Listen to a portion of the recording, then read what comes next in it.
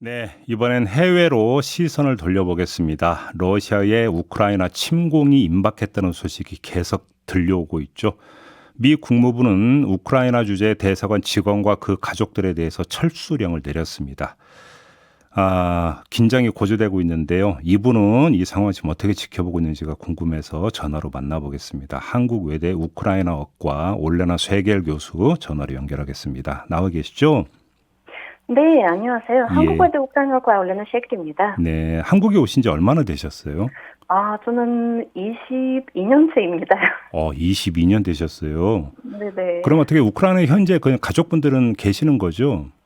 네네, 그렇죠. 저는 우크라이나는 부모님, 동생, 그리고 18개월 된 어린 조카가 있습니다. 조카까지. 어떻게 네. 그럼 최근에 연락은 취해 보셨어요?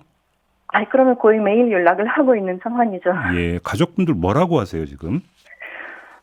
사실은 이제 러시아가 침공할 수 있다는 보도가 처음으로 나왔을 때 제가 부모님한테 전화해서 전환이 진전될 때까지 겨울에 한국으로 오시면 어떠시겠냐고 물어봤는데 부모님은 아이고 뭐 러시아가 또 혼란을 일으키고 있다. 예전에도 이랬으니까 이번에도 힘을 과시하다가 뭐 동부에 또 뭐 연변들이나 보내겠지만 전면전을 하지 않을 테니까 우크라이나에 있겠다라고 대답을 하셨어요. 네. 그래서 저는 이제 논리적으로 분석했을 때는 전면전 가능성이 그래 높지 않다고 보고 있는데, 하지만 이제 뭐 1939년에 히틀러가 폴란드를 공격하겠다고 생각하는 사람들이 별로 없었는데 공격했었잖아요. 예. 그런 것처럼 이제 러시아의 침공 가능성을 완전히 배제할 수 없는 상황에서 우리 가족 걱정이 될 수밖에 없습니다. 그래서 하지만 우리 부모님은 이제 러시아가 쑤실 때마다 우크라이나를 떠날 수도 없고 북한이 미사일 테스트를 할 때마다 한국 사람들이 한국을 안 떠나는 것처럼 네네. 자기들도 떠날 생각이 없다 이렇게 말씀을 하시더라고요.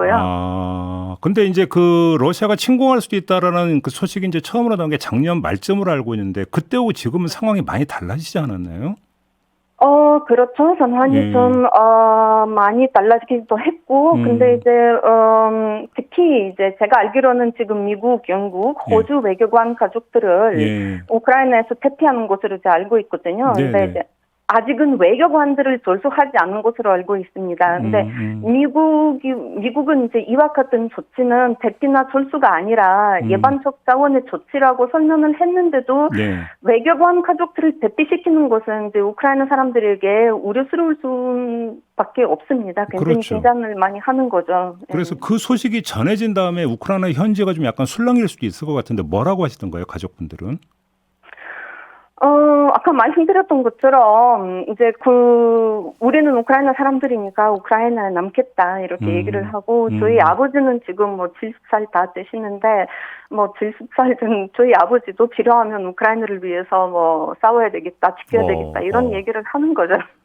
그러세요. 지금 그 가족분들은 우크라이나 어디에 거주하고 계시는 거예요?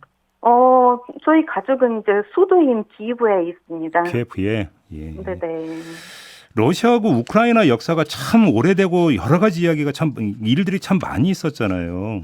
그렇죠. 근데 뭐 이 역사를 지금 여기서 다 훑을 수는 없는 거고.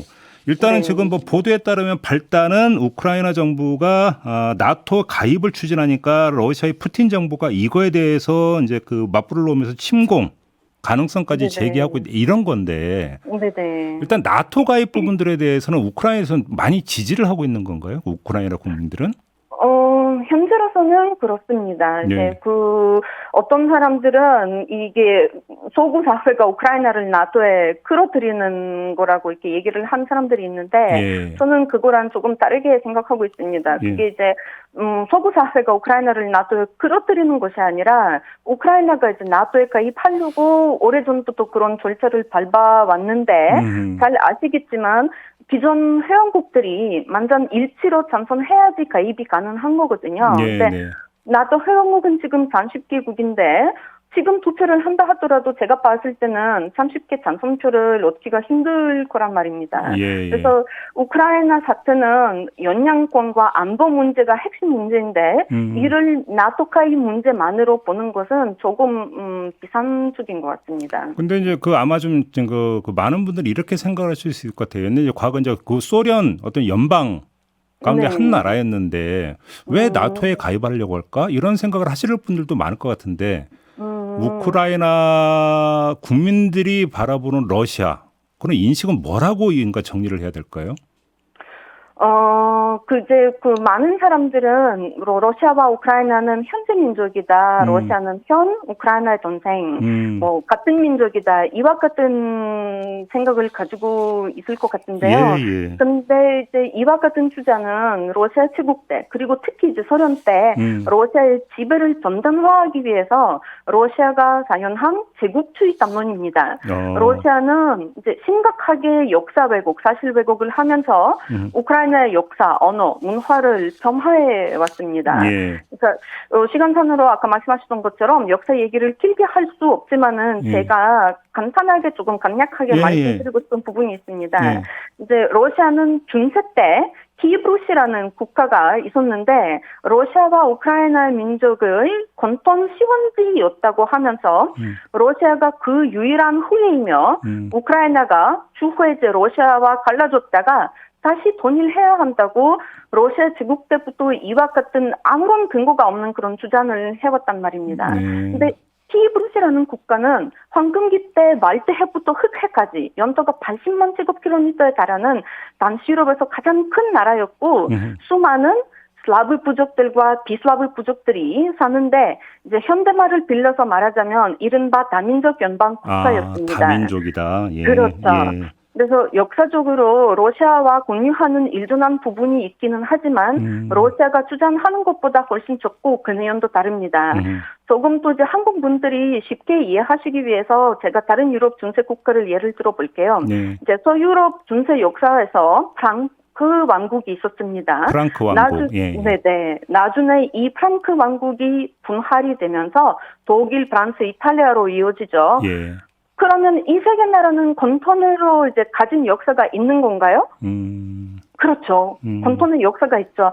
일종의 부분을 공유하고 있습니다. 하지만 이제 독일, 프랑스, 이탈리아 민족은 같은 민족인가요? 절대로 그렇게 말할 수 없지 않습니까? 그러니까 우크라이나와 러시아는 마찬가지입니다. 하지만 이제 소련 때 살던 사람들은 러시아가 왜곡한 역사만을 배웠고 우크라이나 역사를 제대로 알지 못했습니다. 심지어 우크라이나 인구의 3분의 1이 죽었던 이런 이제 러시아가 유발한 그런 대기근 홀로도모르라는 사건이 있었는데 대기근 스탈린 시대 때 그거 말씀하시는 건가요? 네, 맞습니다. 30년대. 그 사건에 대해서도 알지 못하는 겁니다. 러시아는 이런 역사를 지웠기 때문에 사람들한테 알려주지 않았기 때문에 모르고 있는 겁니다. 그래서 이제 우크라이나 사람들 중에 나이 많은 사람들 중에 아직도 러시아는 우리의 현이다, 현대민족이다, 현재민족이다 이렇게 이제 말하면서 러시아가 우크라이나를 절대로 공격하지 않을 거다. 아니면 공격한다 하더라도 그거는 우리를 악한 미국이나 악한 유럽으로부터 우크라이나를 지키기 위한 그런 것일 거라고 믿는 사람들이 조금 있습니다. 하지만 이제 세대가 바뀌면서 그런 사람들이 자연스럽게 좀 줄어들고 있고 특히 이제 2013년 이후에 대부분 우크라이나 사람들의 러시아에 대한 태도가 많이 바뀌었죠. 러시아는 이웃 국가지 현재 국가는 아니다. 러시아를 늘 경계해야 한다. 우크라이나의 국력을 비워야 한다. 뭐 이런 생각을 많이 하게 되었죠. 물론 뭐 러시아가 이제 전면적으로 침공을 안 하는 게 가장 좋은 시나리오이기는 한데 만에 하나라도 그렇게 한다면 우크라이나가 독자적으로 그 침공을 막아내는 것은 역부족이지 않느냐. 국제사회는 일단 이렇게 보는 것 같은데요. 그러면 우크라이나 국민들은 예를 들어서 여기서 나토가 개입해 들어가기를 지금 바라고 있는 겁니까? 바라고는 있을 수는 있지만 사실은 우크라이나 사람들은 이제 지금 잘 아시겠지만은 미국, 뭐 영국, 에스토니아, 라트비아 등 나라들은 우크라이나한테 이제 군사 지원품들을 보내고 있는 상황이지 않습니까? 근데 이제 우크라이나 국민들은 그런 지원을 굉장히 이제 고맙게 생각하고 있으면서도 전쟁이 발발할 경우는 미국이나 유럽 국가들은 병력을 투입하지 않을 거라고 생각을 하고 있으면서 우리나라를 우리가 지켜야 한다라고 생각을 하는 겁니다. 그래서 특히 이제 국경 지역의 국민들은 긴장할 수밖에 없는데, 예. 뭐 도시 판호를 준비하는 자원자들이 있고 그런 어. 사람들이 있는가 하면 또 러시아 공격 가능성을 끝까지 부인하는 사람들도 있습니다. 하지만 이제 전반적으로는 굉장히 암울한 분위기죠. 그래서 예, 이제 예. 민변대는 국경 지역뿐만 아니라 수도 키이브를 비롯한 모든 우크라이나 도시에서 훈련을 하고 있고, 미국 등 국가들의 군사 지원에도 불구하고 아시겠지만 러시아는 군사적으로는 우크라이나보다 훨씬 더 강하다는 것은 사실입니다. 그래서 특히 공군이란 해군이 말이죠. 그래서 앞으로도 지속적인 지원이 굉장히 중요할 것 같고요. 근데 우크라이나 사람들은 그 나토나 유럽은 병력을 도입하지 않을 거다라고 생각을 하고 있습니다. 알겠습니다. 아무튼 가족에 대한 걱정이 참 많으시겠어요, 교수님. 네, 그럼 말씀도 하세요. 네. 아휴, 알겠습니다. 자, 오늘 말씀 여기까지 들을게요. 고맙습니다.